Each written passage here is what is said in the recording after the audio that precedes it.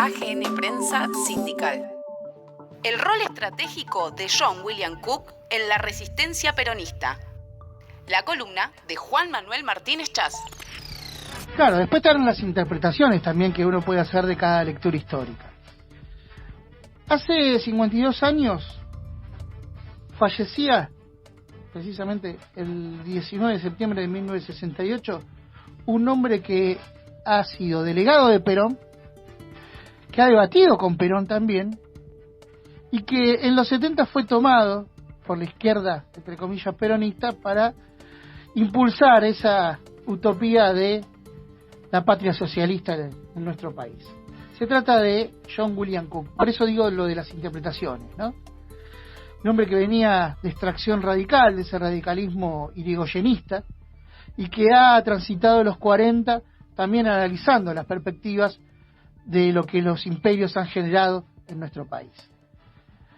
¿Cómo estás, Juan Manuel? Gracias por traernos este recuerdo a la mesa, y hoy viene de perillas porque estamos debatiendo precisamente estas cuestiones en torno a lo que es la reivindicación de íconos peronistas y de sus actores sociales que marcaron puntos trascendentes también y que han sido olvidados, ¿no? William Cook ha sido mal interpretado muchas veces y otras veces ha sido borrado también del plano del pensamiento nacional, ¿no? Sí, buenos días, Gustavo, Martín. ¿Cómo andás, Juan Manuel? Todo el equipo y la audiencia. Sí, pero el Bebe tenía muy en claro algunas cosas. Tenía en claro la necesidad de que la revolución justicialista, como él la llamaba, era el único camino para ascender al socialismo, y tuvo un rol estratégico conjuntamente con las organizaciones sindicales, que eran sus primeros aliados, en el marco de la resistencia peronista. Él concebía la resistencia en el marco de el regreso de Perón, no en el marco democrático posterior, con la asunción de Cámpora y luego del mismo presidente Perón por tercera vez, que no lo llegó a ver. Claro. Era un intelectual de fuste, latinoamericanista, profundamente leal a Perón. Tal lealtad tenía que discutía con Perón. Son famosas las correspondencias que mantenía con el general, en el sentido de un líder que participó en la toma del frigorífico Lisandro de la Torre, que se hizo cargo de la reconstrucción del Partido Justicialista en momentos muy difíciles y muy complicados de la Revolución Libertadora. Por supuesto, su paso por Cuba tuvo en ese momento, por la Cuba del 59, tuvo su impacto en su tratar de trazar un peronismo, digamos, más ligado al socialismo nacional. Pero yo creo que es una figura para rescatar fundamentalmente por su convicción en la lucha, y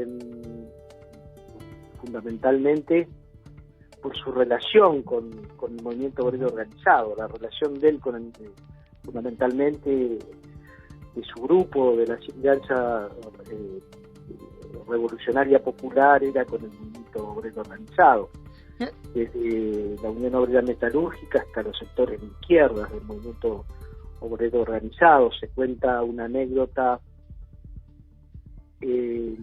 muy famosa en algún lugar, bueno, en un bar de Rosario, donde BBQ, vaso de vino en mano, como era su característica, desordenado en su personalidad, tuvo una charla furibunda con el líder de Mata, René Salamanca, donde discutían la naturaleza o no revolucionaria del peronismo. Y el Bebe con su efusividad casi prepotente, le dijo: mirá, René, si la dirigencia del peronismo fuera tan revolucionaria como el pueblo peronista, la revolución la hacemos mañana. Y además debemos tener en cuenta que, si bien hubo un autor intelectual de la Constitución de 1949, también hubo un impulsor de esa Constitución mientras era diputado nacional, que fue Bebe, ¿no?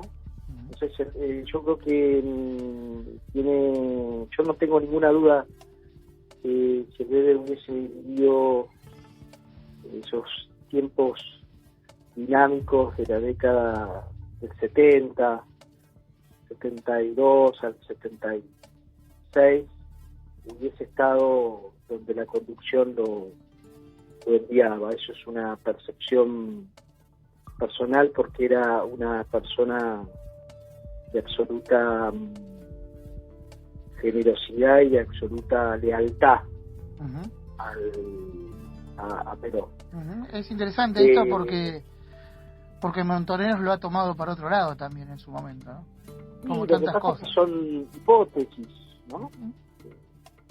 Cook fallece en el 69, pero él en el 68, en el hospital de clínicas, tempranamente, a los 50 años, producto de un cáncer de pulmón, y realmente su tarea seguía estando en el marco de el retorno de Perón y la resistencia peronista luego del fallido acuerdo con Frondizi, que algunos lo podrán criticar o otros lo podrán reivindicar. Yo solo creo que justificó ese acuerdo la sanción de la ley de asociaciones profesionales con personería gremial y el modelo sindical que, mediante ley 14455, pervive hoy hasta nuestros días, ¿no? Uh-huh. En parte eso fue gran parte de la historia sellada de Frondizi, ¿no? Hay algunos dicen que el pacto de Frondizi fue fronte, el pacto con Perón y el pacto con el gobierno militar para sustentarse, pero la ley de asociaciones sindicales fue una herramienta fundamental que supo pervivir a través de los tiempos. Bueno, ahí está claro que no se podía jugar con Dios y con el diablo en política, ¿no? No se le iban a perdonar a Fue una vieja historia de esa época, pero también me parece que hay que ver las cosas en el contexto que se dieron, ¿no? Uh-huh. Yo soy absolutamente... Parece que no se pueden analizar las cuestiones de tantos años prescindiendo del contexto y los parámetros de esa época. Por lo tanto, me parece un error estratégico del movimiento a 50 años, a 60 años, pretender discutir esas cuestiones o mejor dicho, hacer resurgir esas cuestiones fuera del marco en las que se dieron, ¿no? Porque uno rechaza la violencia y rechaza el ataque contra la organización sindical. Basta, para analizar la cuestión que ustedes estaban viendo, basta leer un libro que ya tiene 2 o 3 años, de Aldo Dusevich, el compañero que fue el que logró trascendencia hace poco tiempo por el libro Salvados por Francisco, uh-huh, que se llama La lealtad, los montoneros que se quedaron con Perón. Yo creo que es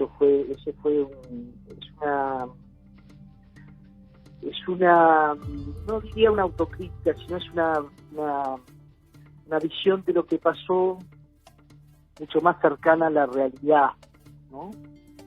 Y a los errores que ciertos sectores juveniles cometieron en esa época.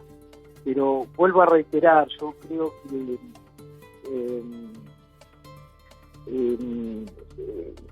digamos, un asesinato es un asesinato, no es un error estratégico, y nosotros no podemos caer en la provocación de no llamar las cosas por su nombre y no entender de que el contexto político de la violencia de los años 60, 70 tuvo sus particularidades en Argentina, pero también tuvo sus particularidades en algunos lugares de Europa y en América Latina. Uh-huh. Entonces me parece que muchas veces traspasar la realidad a 50 años, bueno, me parece que hay que ponerla en contexto. Esto sí, como mero observador. Está claro también, pero también hable el debate, ¿no? Digo, la reivindicación de la figura de Cook por un lado, lo que vos estabas sosteniendo, pero lo que pasó esta semana con la figura de Rucci también abre debates que obviamente no están zanjados dentro del movimiento nacional. Y sí, pero ¿no? Por ejemplo, Cook era una persona muy ligada a la Unión Obrera Metalúrgica, con mucha cercanía con la dirigencia metalúrgica en ese momento, con un Rucci incipiente que claro, recién estaba siendo interventor en San Nicolás. Por eso me parece que hay que ser prudente con estas cosas, porque si uno las saca de contexto y las pone en otro lugar, no ayuda. Pero por supuesto una reivindicación absoluta a una persona que fue incondicional del general, esa locura de algunos sectores que pretendían tirarle un muerto al general en la cabeza en el año 74, a días de asumir, pretendían negociar de esa manera, ¿no? Esa escalada militarista ya sabemos cómo terminó. Por eso les recomiendo el libro que te mencioné recién. Aldo sacó una nota que también habla sobre el asesinato de Rucci, que es muy interesante. Habría que buscarlas por las redes, ahora no recuerdo bien el nombre, pero también es interesante mirarla para complementar las dos visiones. Juan Manuel, ha sido muy bueno tu aporte en este debate y en esta discusión que tenemos en el día de hoy, que son aportes para construir también o reconstruir el proceso de el peronismo en la República Argentina. Te mandamos un abrazo grande y te convocamos para la próxima, ¿te parece? Cómo no, buen fin de semana para todos y saludos a la audiencia de Palabras. Abrazo grande, Juan Manuel. Así escuchábamos al doctor Juan Manuel Martínez Chas aquí con su columna, hoy recuperando la memoria argentina a través del pensamiento de John William Cook. Producciones de AGN Prensa Sindical. Podcast.